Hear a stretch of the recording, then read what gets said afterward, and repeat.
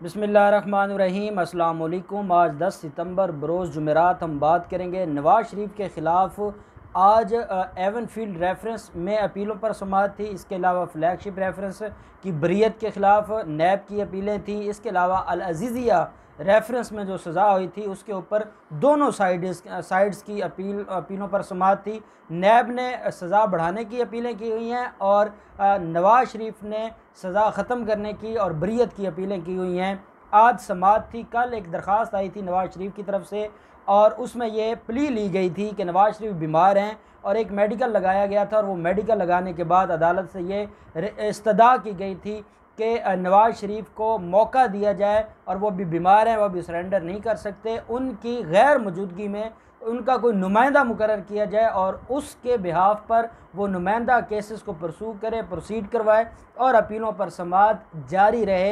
ये एक अनोखी दरख्वास्त आई थी और मैंने कल ही आपको बताया था कि ख्वाजा हारिस जड़ों में बैठ गया है नवाज़ शरीफ के, क्योंकि ये जो दरख्वास्त है ये दरख्वास्त देने का कोई तुक नहीं बनता था। और उसमें ये भी मैं कहूँगा कि ये नहीं कि ख्वाजा हारिस साहब की कोई जो कैपेबिलिटी है या वो उनकी जो कम्पिटेंसी है उसके ऊपर को हम बात कर रहे हैं।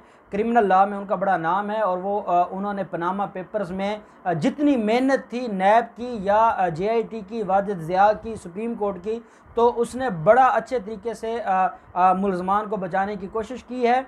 लेकिन ये बात भी क्लियर है कि अब उनको कुछ समझ भी नहीं आता कि कैसे कौन सी कानून की शिक लेकर हैं, कौन सा कानून का ऐसा नुक्ता लेकर हैं कि नवाज़ शरीफ को बचाया जा सके। क्योंकि नवाज़ शरीफ ने अपने आप को जलील करवाने में ख़ुद कोई कसर नहीं छोड़ रखी थी। अब वकला क्या करें, वो कैसे उसको बचाएं, उनको कोई ख़ुद समझ नहीं आ रहा। इसलिए वो कभी कोई दरख्वास्त देते हैं, वो गले पड़ जाती है, फिर नई दरख्वास्त देते हैं।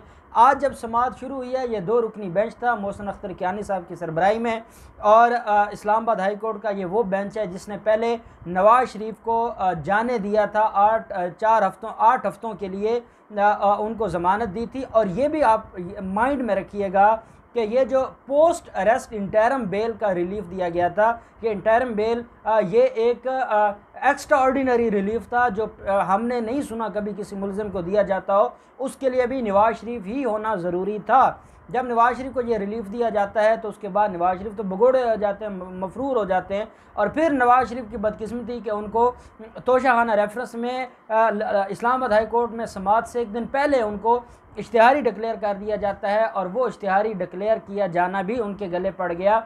आज नैब की भी एक दरख्वास्त आ गई थी और नैब ने साथ जो उनको इश्तिहारी डिक्लेयर किया गया है वो कार्रवाई और जो एहतसाब अदालत के जज का फ़ैसला था वो भी अदालत में मुसद्दका नकल जमा करवा दी है।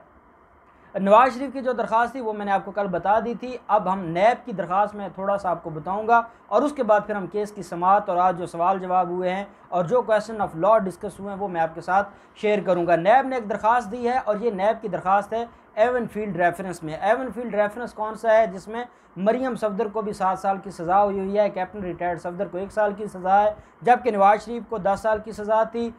उनकी सज़ा सस्पेंड हुई थी इस्लामाबाद हाई कोर्ट की तरफ से। उसके बाद मामला सुप्रीम कोर्ट में जाता है। Supreme court Islamabad high court के आर्डर्स को बरकरार रखती है और वो सज़ा बरकरार रहती है। अब नैब का ये कहना है कि जब वो इश्तिहारी डिक्लेयर हो गया है, जब वो मफरूर और भगोड़ा डिक्लेयर हो गया है, ऐसे शख्स ने जो उनको ज़मानत का रिलीफ दिया गया था एवनफील्ड रेफरेंस में, वो उसको मिसयूज़ किया है और जो अदालत के साथ कमिटमेंट थी कि मैं केसेस में जब अदालत मुझे बुलाएगी मैं पेश हूँगा, उससे उसने अपने आप को गलत साबित किया है। इसलिए एवनफील्ड रेफरेंस में भी उनकी ज़मानत खारिज की जाए। अभी मैं अल अज़ीज़िया की बात नहीं कर रहा, अल अज़ीज़िया में तो सिरे से ज़मानत इस वक्त एग्जिस्ट ही नहीं करती। जो एवनफील्ड रेफरेंस है उसमें ज़मानत थी और उसके ख़िलाफ़ नैब ने दरख्वास्त दी है और नैब ने कहा है कि उनकी दरख्वास्त ज़मानत उसकी खारिज की जाए और नैब को ये अख्तियार दिया जाए कि वो मुलज़िम को गिरफ़्तार करें। साथ वज़ारत दाखिला और वज़ारत ख़ारजा को भी अहकामात अदालत जारी करे कि वो मुजरिम को पाकिस्तान लाने के लिए अपनी कोशिशें तेज़ कर दे। ये नैब ने आज एक दरख्वास्त दी जो कि नवाज़ शरीफ की जो अपीलें थी और नैब की अपीलें थी उसमें वो भी आज उसके ऊपर भी समाअत हुई। अदालत में जब समाअत शुरू हुई तो पहला सवाल अदालत ने पूछा कि कोई नई दरख्वास्त आ गई है। तो जवाब दिया गया जी हाँ जी नई दरख्वास्त आ गई है। ख्वाजा हारिस साहब रिप्रेजेंट कर रहे थे नवाज शरीफ को। अदालत ने पूछा कि नवाज शरीफ ने सरेंडर कर लिया है, तो अदालत को बताया गया नवाज शरीफ ने सरेंडर नहीं किया। नैब ने साथ वो जो उनको इश्तिहारी डिक्लेयर किया गया तोशाखाना रेफरेंस में, उसकी कॉपी अदालत में जमा करवा दी। तो अदालत ने कहा कि नवाज शरीफ किसी हॉस्पिटल में एडमिट है, जिसका जवाब नैब प्रोसिक्यूटर्स ने दिया कि नवाज शरीफ किसी भी हॉस्पिटल में एडमिट नहीं है। अदालत ने कहा कि नवाज शरीफ की जो मेडिकल रिपोर्ट्स हैं ये किसने बनाई हैं। जब ये सवाल नैब प्रोसिक्यूटर जवाब देने लगा तो ख्वाजा हारिस साहब ने गुस्से का इजहार किया और उन्होंने कहा कि जनाब आप सवाल मुझसे पूछते हैं और जवाब नैब प्रोसिक्यूटर दे रहा है, तो मुझे बोलने का मौका दिया जाए।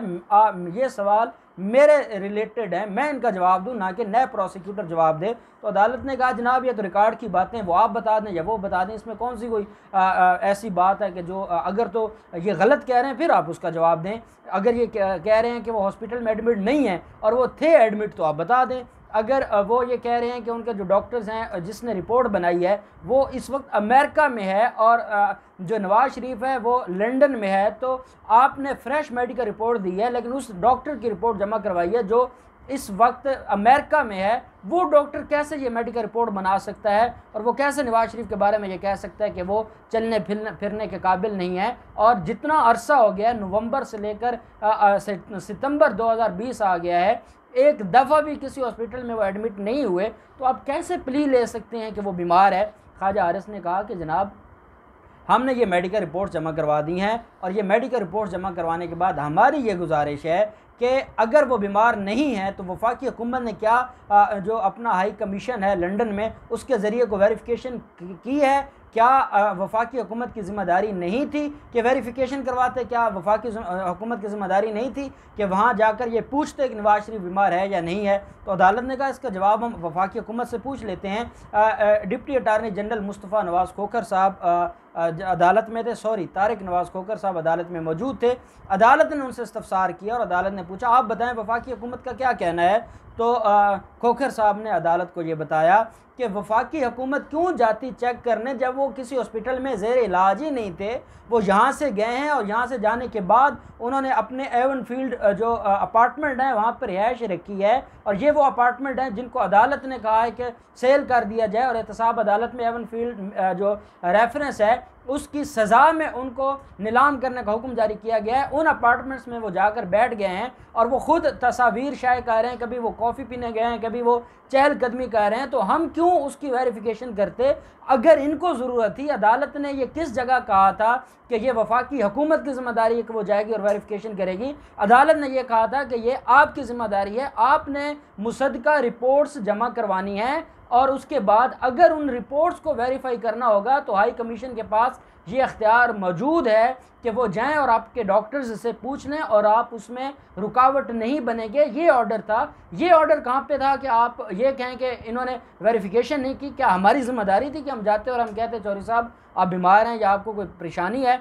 हम उसकी तस्दीक करने आए। वफाकी हुकूमत को क्या लगा था, वफाकी हुकूमत रिलीफ इन्होंने लेना था, अदालतों से कमिटमेंट ये करके गए थे, एफिडेविट ये देकर गए थे, तो ये आकर बताते अदालतों को, या बजाय हम जाकर वेरिफिकेशन करते। और हम तब वेरिफिकेशन करते जब मुलजिम या इश्तिहारी मुजरिम किसी हॉस्पिटल में एडमिट होते। जब वो किसी हॉस्पिटल में एडमिट ही नहीं है तो हम क्या जाकर वेरीफाई करते हैं। तो अदालत ने कहा ये बात तो ठीक है आपकी, वो किसी हॉस्पिटल में एडमिट तो नहीं थे।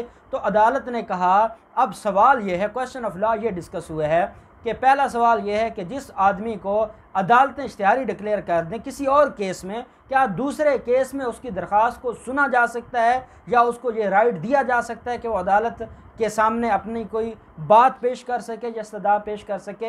ये एक क्वेश्चन ऑफ लॉ है। अदालत ने कहा कि पहले तो हमें इसका जवाब दें, दूसरा हमें ये जवाब दें कि जो हमने ये कहा था कि वो सरेंडर करे, वो सरेंडर नहीं कर रहा और उसके बाद एक नई दरख्वास्त आ जाती है, क्या उसके सरेंडर किए बगैर अदालत ये दरख्वास्त सुन सकती है।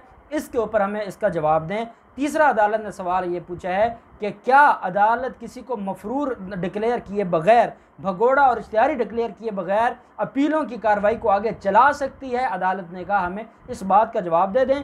इसके ऊपर हमें क्वेश्चन ऑफ लॉ है, हमें कुछ सुप्रीम कोर्ट की या हाई कोर्ट्स की हमें जजमेंट्स ला के दिखा दें। हम पहले इस सवाल को डिस्कस करेंगे, इससे आगे तब बढ़ेंगे जब ये सवाल पहले डिस्कस होगा और ये सवाल जब आप साबित करेंगे उसके बाद आगे अपीलों की बात होगी। अभी हम अपीलों को मंजूर करने या खारिज करने की तरफ नहीं जा रहे। अभी तो हम मुल्ज़िम के जो मुजरिम है उसका स्टेटस डिक्लेयर करने जा रहे हैं कि आया वो ज़मानत पर है, आया वो मफरूर है, भगोड़ा है, इश्तिहारी है, वो क्या चीज़ है। अदालत ने कहा कि पहले हम ये डिस्कस करेंगे और उसके बाद हम बाकी मामलात को देखेंगे।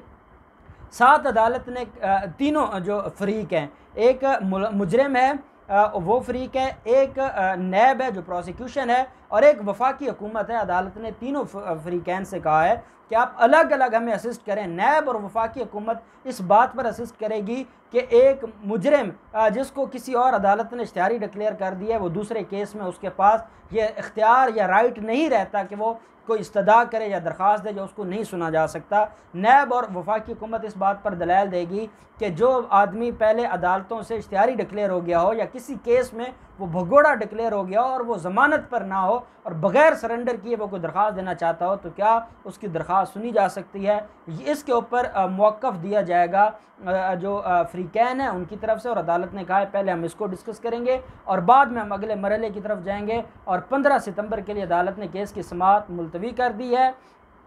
पहले ऑर्डर्स बरकरार हैं सरेंडर करने के और जब तक सरेंडर नहीं करेंगे कार्रवाई नहीं होगी।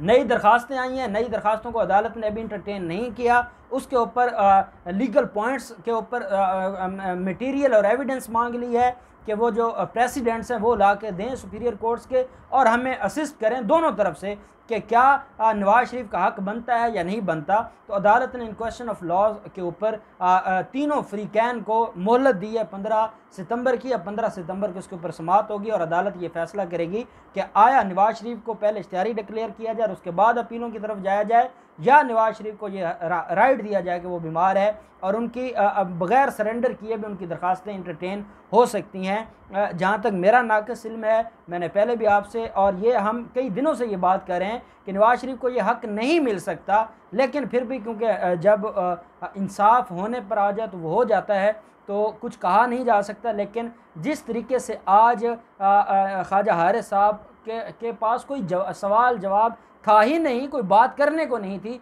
तो वो ये बता रही है कि हमारी ऑनरेबल कोर्ट्स अब नवाज शरीफ को मंतकी अंजाम तक पहुंचाने के लिए अब तैयार हो गई हैं और अब नवाज शरीफ को कोई माफ़ी नहीं मिलेगी। शाहिद खाकान अब्बासी अदालत से बाहर निकलते हैं, तकरीर करते हैं और वो एक ही बात करते हैं कि वफाकी हुकूमत की ज़िम्मेदारी थी। वो जाते तस्दीक करते कि वफाकी हुकूमत मुलाजिम है, वो एक अफसर था, वो गया था और वफाकी हुकूमत की ही ज़िम्मेदारी थी। एक तो उसको जाने दिया, वो वहाँ जाकर ज़िंदगी इंजॉय कर रहा है और वफाकी हुकूमत की ये भी ज़िम्मेदारी थी कि वो उसका हाल चाल पूछती और उनसे कहती कि अगर आपको कोई ज़रूरत है किसी चीज़ की तो हम आप तक पहुँचाने के हम ज़िम्मेदार हैं, क्योंकि आपने मुल्क की बड़ी खिदमत की है।